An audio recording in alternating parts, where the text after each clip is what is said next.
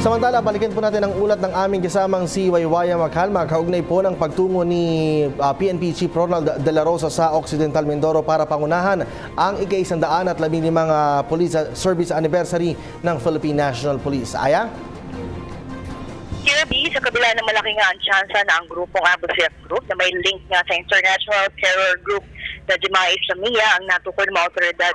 Ito'y base sa klase mismo ng bomba na ginamit sa Davao Blast ay ang tingin pa rin na Philippine National Police ay Abu Sayyaf Group, pero parang kay PNP Chief Police Director General Ronald De La Rosa na narco-terrorism pa rin ang mastermind ng pagpapasabog sa Davao City nitong Biyernes. Bagaman anya, ang basehan nila dito ay ang intelligence report na kanilang natanggap bago pa man mangyari ang insidente, kasi sa tiyerang ito ay nasa 50% ang sigurado dito sa PNP Chief dahil sa ngayon ay patuloy pa rin ang kanilang ginagawang investigasyon, kaya 50% pa lamang anya na link dito ang narco-terrorism.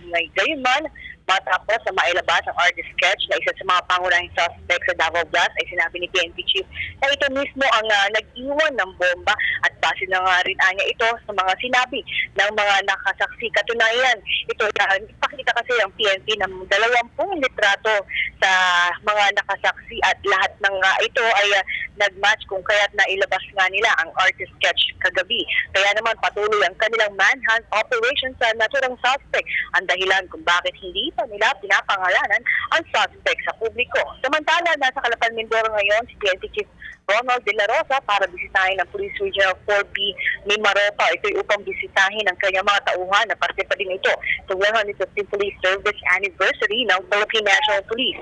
Inaasahan na bibigyan niya ang mga parangal ng mga police at pagkatapos na nito ng programa ay magsasagawa naman ng command conference ang PNP Region 4B upang bigyan siya ng update patungkol sa Oplan Double Barrel na programa ng PNP. At para sa PTV News, ako si Waywaya Macalma. Maraming salamat sa iyo, Waywaya. Ako po si Cathy San Gabriel. Subscribe na sa PTV YouTube channel. I-click lang po ang subscribe button.